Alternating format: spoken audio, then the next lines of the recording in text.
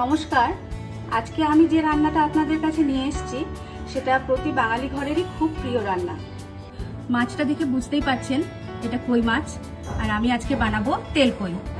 মাছটা আগেই ভেজে নিয়েছি আর নিয়ে নিয়েছি কুচো পেঁয়াজ, কুচো টমেটো, ফোড়নের জন্য কালো জিরে আর পোস্ত বাটা, সর্ষে বাটা, কাঁচা লঙ্কা, নুন, হলুদ আর শুকনো লঙ্কা।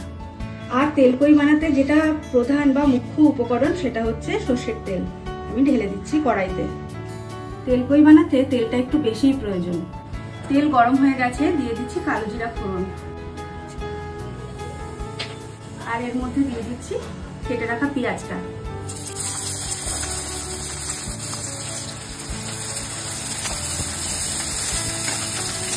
পেঁয়াজটা এবার ভেজে নিচ্ছি ভালো করে। পেঁয়াজটা বেশ লাল লাল করে ভাজা হয়ে গেছে, খুব কড়া ভাজবো না। এখন এর মধ্যে দিয়ে দিচ্ছি টমেটো কুচোটা।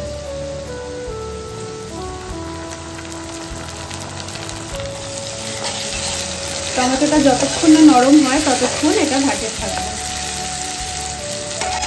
অনেকেই অনেক রকম করে এই তেল কইটা রান্না করে। অনেকে পেঁয়াজ, রসুন, আদা দিয়েও করে, অনেকে আবার আদা জিরে বাটা দিয়েও করে, অনেকে সর্ষে দিয়ে করে।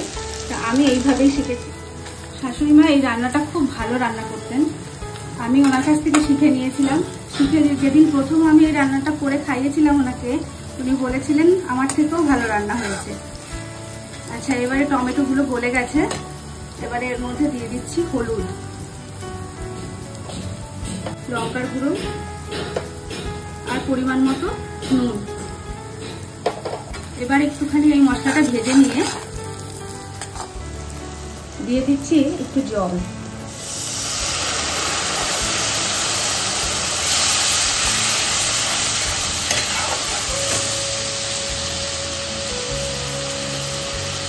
জলটা একটু ফুটে উঠেছে, এর মধ্যে দিয়ে দিচ্ছি চেরা কাঁচা লঙ্কা, সর্ষে বাটা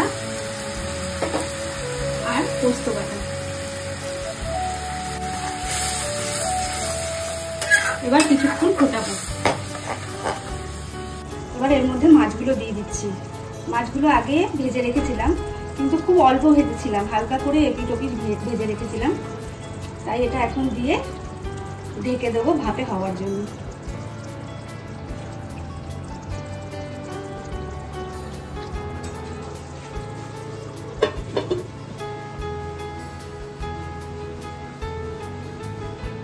গ্যাসটা একদম কমিয়ে দেবো। 5 থেকে 7 মিনিট পর ঢাকাটা খুলে মাছগুলো একটু উল্টে নিচ্ছি।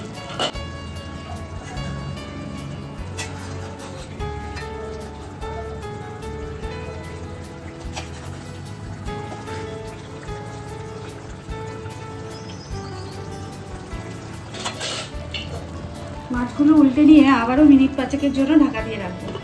5 মিনিট পর ঢাকাটা খুলে নিচ্ছি। দেখুন উপরে অনেক তেল ভেসে উঠেছে। আপনারা চাইলে নামানোর সময় একটু কাঁচা সরষের তেল ছড়িয়ে নামাতে পারবেন। আমি আর দিচ্ছি না, আজকে অনেক তেল হয়েছে এটাতে।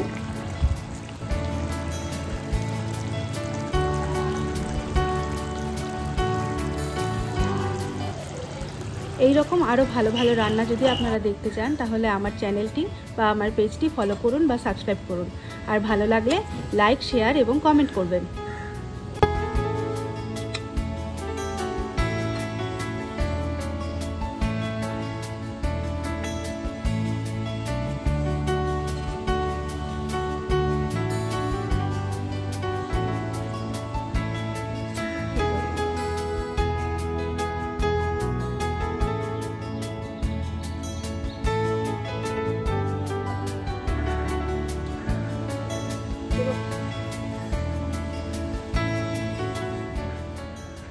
দুই জায় মিলে বসে পড়েছি লাঞ্চে।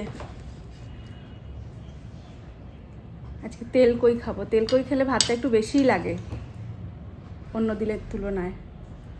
তেল দেবো একটুখানি, দাও তুমি নাও। বিশাল বড় মাছ।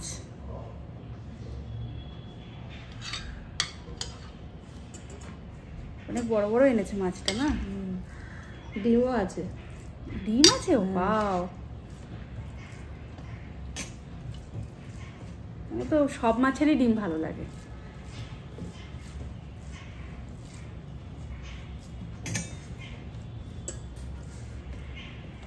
দেখতেই তো খুব ভালো হয়েছে।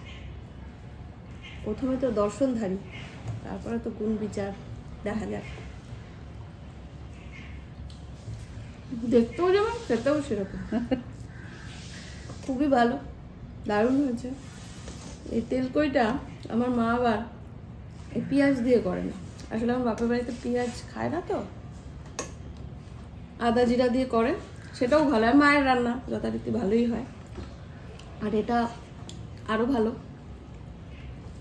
দুটো স্বাদ দুরকম, কিন্তু দুটোই ভালো। কই মাছ আবার ফুলকপি আলু দিয়েও খুব ভালো লাগে বল।